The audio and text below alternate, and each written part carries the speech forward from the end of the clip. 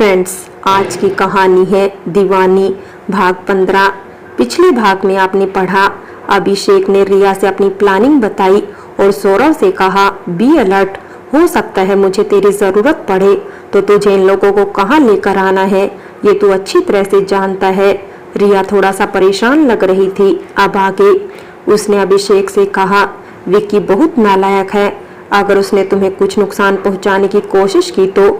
अभिषेक ने प्यार से उसके चेहरे को अपने हाथों में लेकर कहा, रिया यही तो उसकी गलती है और वो सिर्फ जीजू को अपना दुश्मन समझ रहा है। उसका असली राइवल तो मैं हूँ और वो मुझे जानता तक नहीं है, तो मुझे नुकसान कैसे पहुँचाएगा। तुम बस वो करो जो मैंने कहा है, बाकी का मैं देख लूंगा। अभिषेक ने रिया के ईयरिंग में एक जीपीएस ट्रैकर फिट कर दिया और उसने जाने के लिए बोला। रिया ने एक बार जाते जाते पीछे मुड़कर देखा तो अभिषेक ने उससे कहा, वो बस उसके बिल्कुल पीछे ही आ रहा है, अब बार बार पीछे मुड़कर मत देखना, हो सकता है उसने अपने किसी आदमी को तुम्हारी मॉनिटरिंग के लिए यहाँ आसपास रखा हो। रिया ने मन ही मन ईश्वर को याद किया और पहाड़ी वाले मंदिर के लिए निकल गई। अभिषेक ने मन ही मन भगवान जी को याद करते हुए कहा, क्या भगवान जी आप भी मेरी शादी सीधे तौर पर हो जाए, ऐसा आपको भी पसंद नहीं है ना। पहले ही आप इतने पापड़ बिलवा चुके हैं पर अभी और बेलने बाकी हैं शायद, तभी आपने विक्की नाम की पनौती मेरी लाइफ में भेज दी। पर कोई नहीं, ये भी माता रानी का ही आशीर्वाद है कि उस विक्की ने रिया से शादी करने का पहाड़ी वाले मंदिर पर ही सोचा। वहाँ तो अभी कुछ दिन पहले ही हम दोनों माता रानी का आशीर्वाद ले चुके हैं हमेशा साथ रहने के लिए। अब तो इस विक्की की बैंड बजनी रह गई है बस। अभिषेक मुस्कुरा पड़ा। अभिषेक रिया के ईयरिंग में लगे ट्रैकर का पीछा करते करते पहाड़ी वाले मंदिर तक पहुंच गया। दोपहर हो चुकी थी। मंदिर परिसर में सन्नाटा पसरा हुआ था। वहां तक तो सब ठीक ठाक था। दोपहर में वैसे भी मंदिर के पट बंद रहते हैं, तो ये गधा शादी किसे साक्षी मानकर करने वाला है। अभिषेक मन ही मन सोच उठा, ये तो भगवान जी ने उसकी एक और मदद कर दी थी, खुद को ही बंद कर लिया था उन्होंने। वैसे ही उसने रिया को सिंदूर की बजाय लाल रंग का गुलाल थमाते हुए बोला था कि विक्की से कहना यह सिंदूर उसकी माँ ने दिया है, इसी से ही शादी कंप्लीट मानी जाएगी, क्योंकि ये सिंदूर देवी माँ की शक्तिपीठ का अभिमंत्रित सिंदूर है। मांग में सिंदूर की जगह गुलाल भरा होगा तो शादी खुद इनकम्प्लीट रह जाएगी। रिया ने चारों तरफ इधर उधर देखा, तभी एक किनारे से एक लड़का आता हुआ दिखाई दिया। रिया उसे पहचान गई, ये तो अजय है, उसके कॉलेज के लाइब्रेरियन का लड़का। पर उसने ऐसा दिखाया कि वो उसे नहीं जानती है और वो बिना किसी भाव के वहीं खड़े होकर इधर उधर देखती रही। अभिषेक ने खुद को एक पिलर के पीछे छुपा लिया। अजय उसके पास आकर कहता है, चलो इस तरफ। उसने उसी ओर इशारा किया जिस ओर वो खुद आया था। रिया ने अनजान बनते हुए कहा, तुम मुझसे कह रहे हो? हाँ और क्या, यहाँ तुम्हारे अलावा कोई और भी है क्या? अजय ने कुटिल मुस्कान के साथ कहा। रिया ने चुप्पी साध ली और उसके पीछे चल पड़ी। अजय ने हैरान होते हुए कहा, तुम मुझे नहीं जानती हो? रिया ने कहा, जब मैं विक्की को नहीं पहचान पाई तो फिर तुम्हारा तो सवाल ही नहीं उठता। अजय फिर कुछ नहीं बोला और रिया को लेकर मंदिर के पीछे बने बड़े से आंगन में ले आया, जहाँ विक्की ने पहले से ही शादी के लिए सब इंतजाम करके रखे हुए थे। और वहीं पास में पड़ी चेयर पर दीपक आधी बेहोशी और आधे होश में बंधा हुआ बैठा था। रिया उसे देखकर खुद को रोक नहीं सकी और दौड़ती हुई दीपक के गले लगकर रोने लगी। अजय और कुछ और लड़कों ने जब उसे दीपक से अलग करने के लिए आगे कदम बढ़ाए तो विक्की ने उन्हें इशारे से मना कर दिया। भैया भैया आप ठीक तो है ना? रिया ने रोते हुए पूछा।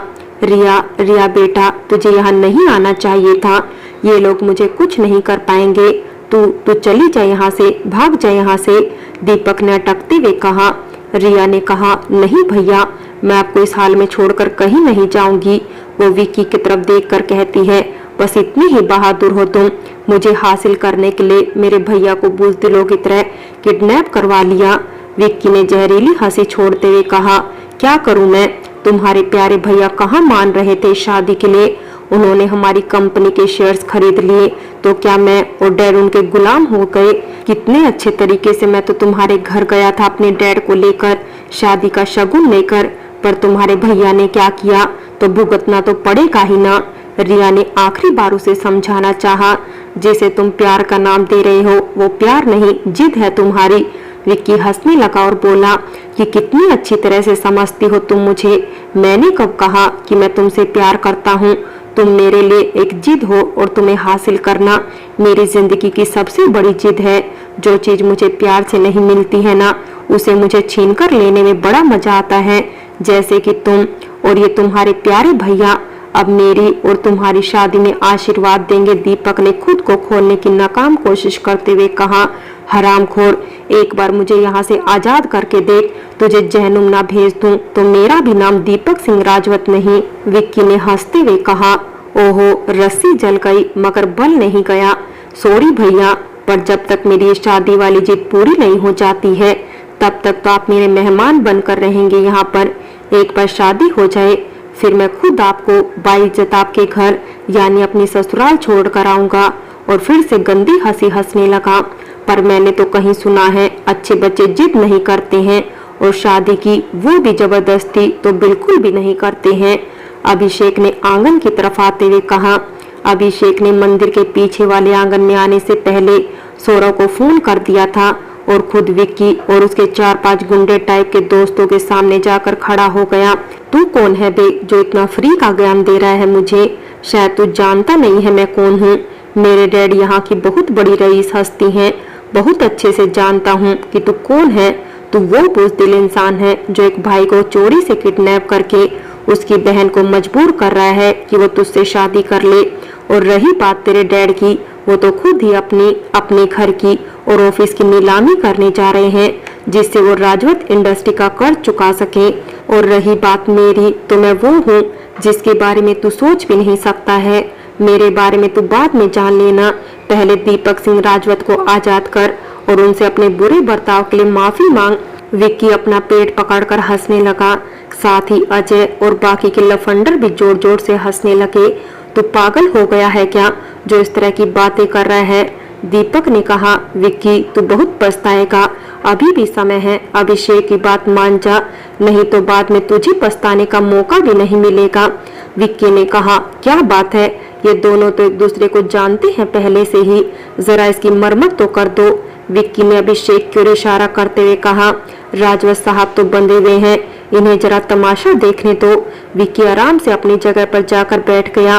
रिया अभी भी दीपक के पास ही खड़ी थी और असमंजस्य से कभी अभिषेक की तरफ तो कभी विक्की की तरफ देख रही थी। उनके में से एक लड़का अभिषेक की तरफ मोटरसाइकिल की चेन लेकर बढ़ा। जैसे उसने अभिषेक के ऊपर वार करना चाहा, रिया ने डर के मारे अपनी आंखें बंद कर ली। पर ये क्या, वो लड़का जमीन पर पड़ा धूल चाट रहा था और अभिषेक उसके ऊपर चढ़कर उसके मुंह पर घूंसों की बरसात कर रहा था। विक्की ये देखकर बौखला गया। उसने एक साथ अपने सभी गुंडों को अभिषेक के ऊपर अटैक करने के लिए कहा। अजय ने उसके सर पर कांच की बोतल फोड़ दी। पर ये क्या, अभिषेक टस से मस नहीं हुआ। अजय ये देखकर थोड़ा घबराकर पीछे की ओर हट गया। किसी ने उसके ऊपर डंडा मारा, वो डंडा 2 टुकड़ों में बट गया। सब के सब उसके ऊपर लात घूंसों की बारिश कर रहे थे, पर ऐसा लग रहा था जैसे अभिषेक का शरीर हार्ड मांस का नहीं पत्थर का बना हुआ था। उसके ऊपर किसी भी वार का कोई असर नहीं हो रहा था। सब उसके ऊपर जुटे हुए थे और रिया परेशान से खड़ी होकर देख रही थी। उसे कुछ भी समझ में नहीं आ रहा था, आखिर अभिषेक क्यों ये सब सहन कर रहा है, वो इन सब का जवाब क्यों नहीं दे रहा है। तभी एक जोरदार आवाज के साथ अभिषेक उन सबको दूर फेंकते हुए खड़ा हो जाता है। विक्की के चेहरे की हंसी गायब हो जाती है। दीपक के चेहरे पर गर्म मिश्रित सुकून आ जाता है। अभिषेक ने एक एक को धोना शुरू किया। किसी का हाथ तो किसी का पैर, जो भी उसके हाथ में आया वो 2 फाड़ हो गया। अजय अभिषेक के आगे हाथ जोड़कर कहने लगा, भाई माफ कर दे, मेरा इन सब से कोई वास्ता नहीं है। वो तो मुझे विक्की ने पैसों का लालच दिया था, इसीलिए मैं इसके साथ आ गया था। अगर इन सब के बारे में मेरे पापा को पता चल गया तो वो तो मुझे घर में भी नहीं घुसने देंगे। अभिषेक ने अजय से कहा, ठीक है छोड़ दूंगा तुझे, पर तुझे विक्की के खिलाफ गवाही देनी होगी। अजय ने कहा, ठीक है भाई, मैं तैयार हूँ। अब तक अभिषेक की मार से और दूसरे लड़कों ने भी अपने हाथ खड़े कर दिए थे। सबके शरीर का कोई ऐसा जोड़ नहीं था जिसे अभिषेक ने खोलकर दोबारा जोड़ा ना हो। मतलब बुरी तरह से कुटन समारोह किया था अभिषेक ने उन सब का। तभी अभिषेक के कान में रिया के चीखने की आवाज सुनाई थी। विक्की रिया को जबरदस्ती हवन कुंड के चारों तरफ फेरे लगवाने की गरज से उसे आंगन के दूसरी तरफ लेकर जा रहा था।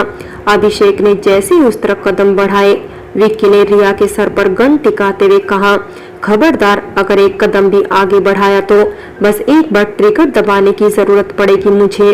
रिया इस दुनिया से आजाद हो जाएगी। अभिषेक ने विक्की की आंखों में आंखें डालते हुए कहा, अच्छा ऐसी बात है तो चल दबा ट्रिगर, जरा मैं भी तो देखूं तुझ में कितना जिगरा है। विक्की के हाथ कांपने लगे। वो कांपते हुए बोला, देख, मैं नहीं जानता हूं कि तू कौन है और यहाँ किसके कहने पर आया है, पर तूने मेरा सारा खेल बिगाड़ दिया और मेरी आदत है जो चीज मुझे नहीं मिलती है वो मैं दूसरे के लायक भी नहीं छोड़ता हूँ। रिया से अगर मेरी शादी नहीं हो पाई तो फिर ये किसी से भी शादी नहीं कर पाएगी, क्योंकि शादी करने के लिए इसका जिंदा रहना जरूरी है और मैं रहने नहीं दूंगा। इतना कहकर वे वैसी हंसी हंसने लगा।